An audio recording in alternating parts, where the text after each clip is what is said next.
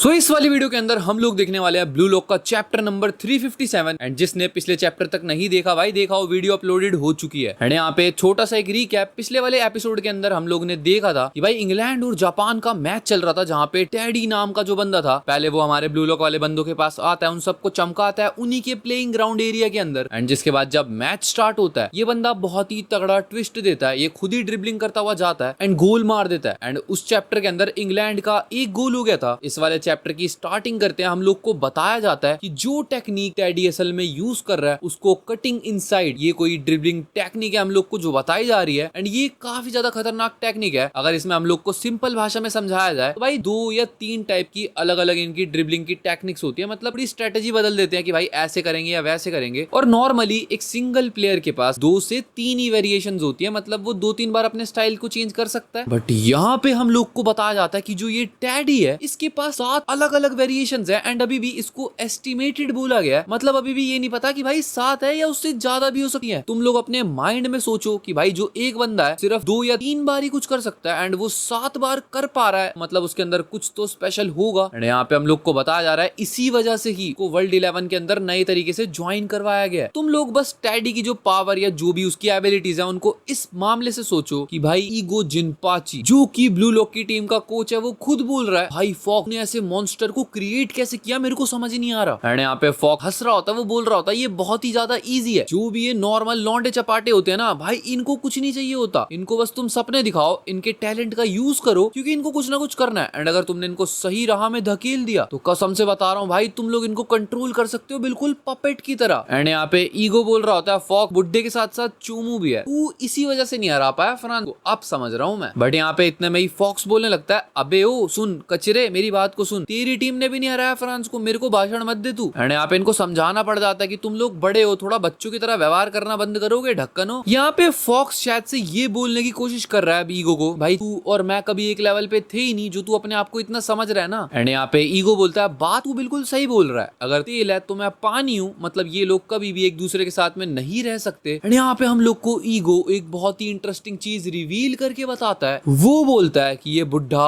और कोई नहीं ये मेरा कोच है। एंड भाई ईगो का कोच, ईगो इस टाइम पे ब्लू लॉक को कोचिंग दे रहा है, इसने जिससे कोचिंग लिया वो बंदा हमारे आगे खड़ा है। एंड कसम से इसने टेडी के साथ जो करा है इसने और तो अपना प्लस में दिखा दिया हम लोग को। यहाँ पे इसागी इस चीज को विटनेस करने के बाद यही सोच रहा है भाई मेरे को तो ऐसा लगने लगा है कि इंग्लैंड की टीम के अंदर किसी भी प्लेयर के अंदर ईगो नाम की चीज ही नहीं है। एंड इसागी सोच रहा है भाई ब्लू लॉक के अंदर तो सब बंदों के अंदर ईगो है, बट यहाँ पे ये कैसे कॉम्पिटिशन में रह पा रही है, इंग्लैंड कैसे जीत रहे हैं इसको समझ में नहीं आ रहा। एंड बंदा स्टिल यही सोच रहा है कि ये इतने ज्यादा स्ट्रॉन्ग इसीलिए है क्योंकि इनके ऊपर एक्सपेरिमेंट करा जा रहा है। ये बात इसागी के दिमाग में सेंस नहीं बना पा रही। यहाँ पे इसागी बोलता है भाई मैं अब तक आगे आ पाया क्योंकि मैं जो भी ऊपर के बंदे होते थे उनके ईगो से कम्पीट करता था एंड उनको खा जाता था, बट इन बंदों के अंदर तो ईगो ही नहीं है, अब क्या करूं मैं। एंड इसागी यही सोच रहा है कि मेरे को कैसे पता लगेगा अब क्योंकि इस बंदे के अंदर तो ईगो ही नहीं है, मैं कैसे तोड़ू भाई, मैं क्या करूँ आगे। इसागी को कुछ समझ में नहीं आ रहा, उसका दिमाग चकरा रहा है, वो यही सोच रहा है कि इनकी कोई ना कोई तो कमजोरी होगी। इसागी बोल रहा है मैं उसी चीज को ढूंढने वाला हूँ एंड जो भी मिसिंग पीस है ये वैसे मिसिंग पीस ही ढूंढता रहता है भाई, इसकी बात को ज्यादा ध्यान मत देना, इग्नोर करो इसको। यहाँ पे मैच स्टार्ट होता है, इसागी बॉल पास करता है यूकीमिया की तरफ एंड हम लोग को यूकीमिया का 55 डेज पहले का सीन दिखाया जा रहा होता है जहाँ पे ये बंदा जुत्सु सीखने के लिए गया हुआ है, ये अपनी मूवमेंट्स को तेज करना चाहता है। और इस जुत्सु के अंदर क्या होता है कि भाई जो तलवार तुम्हारी शील्ड के अंदर या जो भी बोल लो यार मयान के अंदर रखी हुई होती है उसको कितनी तेजी में बंदा निकाल के दूसरे बंदे को काट देता ना, अगर इतनी ही तेजी को ये बंदा अपनी ड्रिबलिंग में अप्लाई कर पाए तो यही चीज को सीखने के लिए यहाँ पे आया है। एंड अगर उसने इस चीज को कर लिया तो उसके मसल्स के साथ साथ की स्पीड भी बहुत ज्यादा जल्दी हो जाएगी। हम लोग को सीन प्रेजेंट के अंदर वापस लाके दिखाया जाता है जहाँ पे यूकीमिया फुल